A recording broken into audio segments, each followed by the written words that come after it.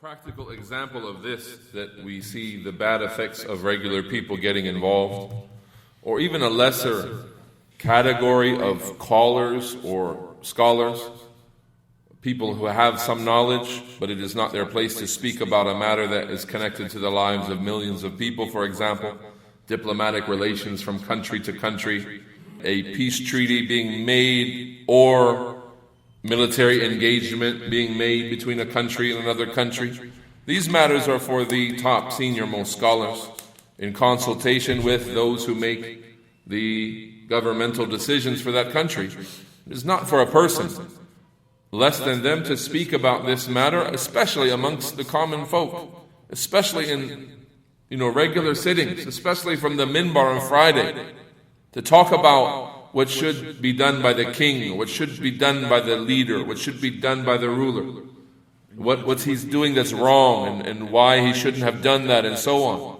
As this causes, as the Shaykh mentions, this causes balbala, this causes doubt in the position of the person as it relates to his leadership, causes instability in the ranks of the Muslims, it causes harms on so many different levels.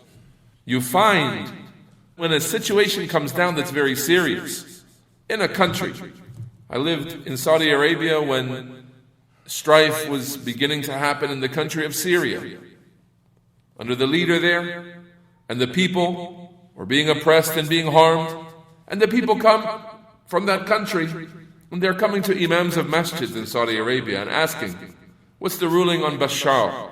What's the ruling on fighting Bashar? What's the ruling on rebellion in this case? Bashar has said this and he has done that. And sadly, you'll find imams of masjids and khatibs giving answers. The answer to that question can be 1 million dead bodies right behind that answer, with no benefit for the Muslims. Yet they're free to give their opinion because they don't know their limits. At times you find people like that. The one who knows his religion, whether his status is very high or he's a beginner student, if Allah Ta'ala has blessed him to have understanding of his position, he closes his mouth and he says, this question is not for me. Lastu min ahl al-fatwa. I am not of a person that gives fatwa in these matters. And they might say, well, where do I get my answer from? And you may not be able to tell them where to go to get an answer of such importance. You may have to say, I'm sorry, but I cannot help you. And they may be crying in front of you. I've come all the way from Syria and I need help. But your statement in this matter can lead to the death of literally millions of people, the loss of security and stability of an entire country. It's not for everyday people or university professors or imams of masjids to speak about these matters.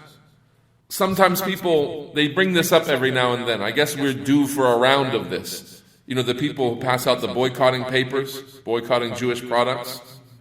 We haven't seen them in a few years, have we? I think it's time for another round of that. Someone's going to start passing out the paper saying boycott Pepsi and Coca-Cola and Pizza Hut and boycott, this and that. Because what? The Jews own the majority of those companies and so on. And every can of Pepsi you buy is another bullet in the gun of someone killing a Muslim and all of this. So now the affair of boycotting becomes in the hand of whoever can publish a piece of paper and copy it 1,000 times and stand at a masjid and distribute it.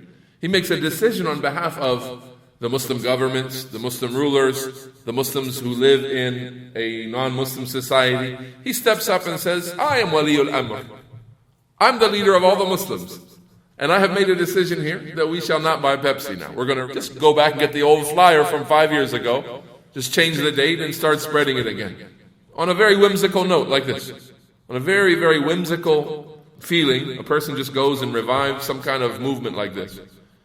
And you find nothing behind it, no knowledge, no scholar, no verdict from anyone reliable, just, it's obviously a Jewish product. Look at the UPC code.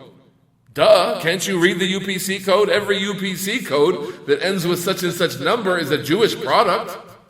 Are you happy putting bullets in the guns of the Jews? Killing your brothers in Philistine and so on? And they come at you like this. We say, this is not your affair to decide.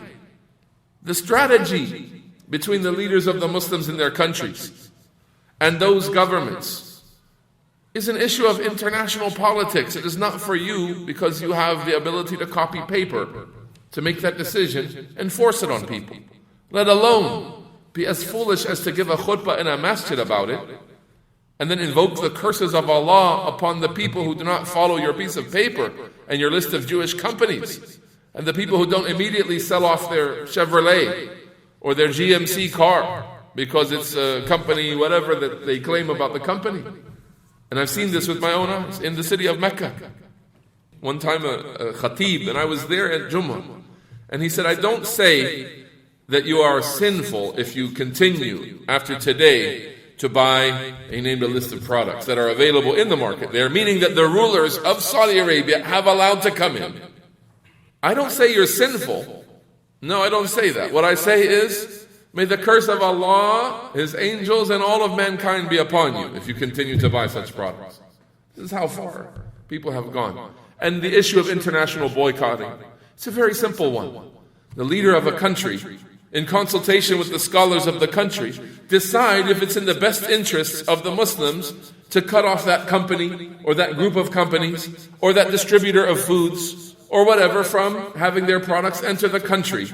Once they decide it's cut off, the boat that arrives with the products is turned back and no more boats come. And it's not a fitna, it's not a trial on a personal level for a person to be in every corner store choosing between what we're boycotting versus what we're not boycotting. It's simple.